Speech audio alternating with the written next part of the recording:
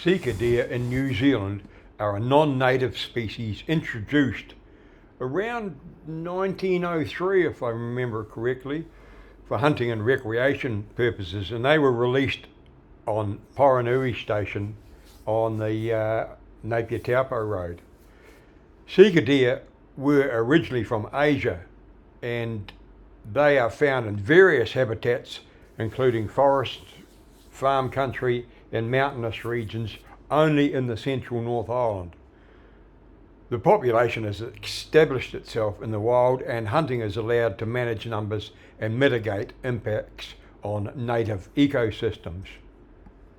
The advent of the drone has meant skilled pilots can approach closely and study the habits of Sika deer in a way like has never been possible before. A simple but as yet secret method has allowed this team to do what's never been done before. It took longer than 10 years to master, many crashes, too much money spent on new drones, and when a new model was released, it was brought and tested until where we have got to today with the footage the likes have never been seen before. What has been learned from the flights shows some commonly held beliefs are nothing short of a fiction, like the claim that Sika stags mark their territory out with pads. That is absolute rubbish. Sure, they make pads that they piss on and rub their scent glands on. Sika deer use their scent glands to rub their faces and legs on the pads they make and on trees, rocks and other objects, leaving behind their scent and marking that they had been there. That's all. Scent glands are an essential part of a Sika deer's behaviour and play a vital role in social interactions and mating season. However, as for marking their territory out, this is partly true, but the pads made are used by any other Sika stags in the area. As for the claims that the pads are to establish dominance and warning other deer to stay away, this is simply not true. The pads advertise their presence and availability for mating, not with one particular stag, because many stags will use that one pad, but more correctly, the last stag that used that pad. They are akin to a dog pissing on a lamppost and are not a marker for any particular Sika stag to claim as his territory. More to come in future films we at Wild New Zealand Films are in the process of making. That discovery has been found out by the use of drones. These days, station owners have allowed numbers to increase dramatically to get financial gain, usually for paid guiding opportunities. One mob of over 200 Sika deer was recently filmed. That will be included in a documentary currently in post-production. Sika deer can cause damage to native vegetation, crops and pastures, and their presence can also impact native wildlife habitats. In the Kaweka Ranges, the Department of Conservation carry out culling operations to reduce numbers. Back in the 70s and 80s, when we were live catching deer to stock deer farms, we usually flew past Sika, as they were not sought after by farmers. If you're interested in hunting Sika deer in New Zealand, you can explore guided hunting tours or apply for hunting permits through the Department of Conservation. The more we developed techniques to approach Sika deer without disturbing them, the more we learnt. What we achieved in the last few years I believed was absolutely impossible a few years ago, but with the advent of technology and the skills we've developed from continually filming, in particular Sika deer, we have made the impossible possible.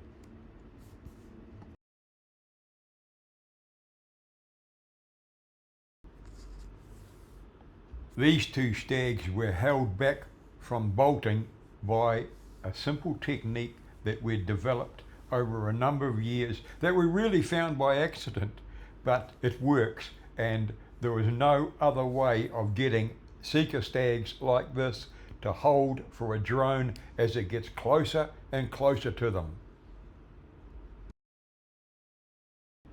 The thrill of the hunt for me had never reached the levels it does by being a drone pilot and tricking these animals into standing for the flying camera.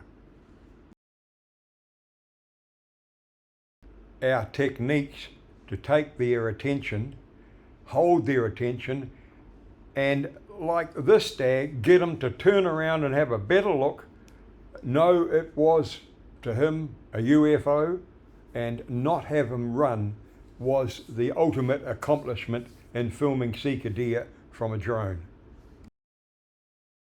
Then, of course, shots like this where we can film them eating manuka flowers.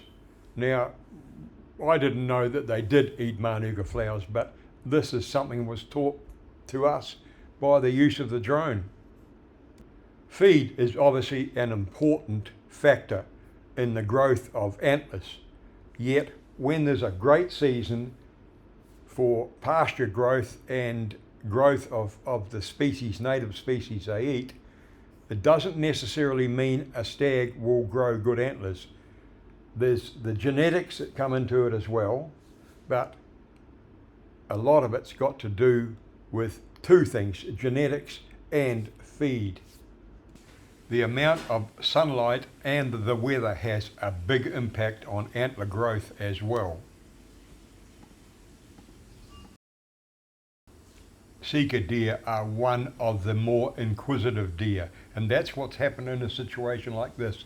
The hind spotted the drone, wondered what the hell was going on, but had to find out more before she bolted. There is a limit to how long you can hold them.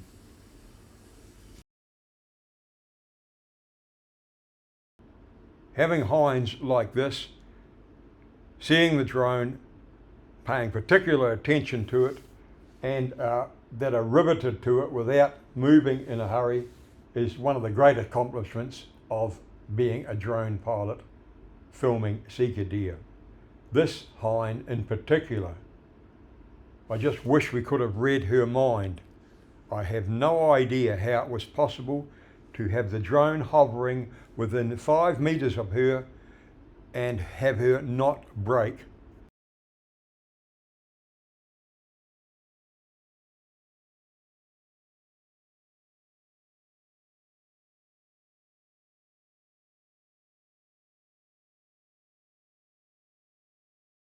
Filming the seasons of the Sika deer gives us another insight into how they grow and what antlers they produce and what time of the year they will be completely riveted to the drone.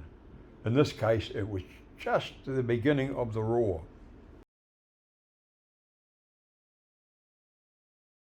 This hind was filmed just as autumn was getting in full swing, and you can see how she's got her autumn coat and her summer coat.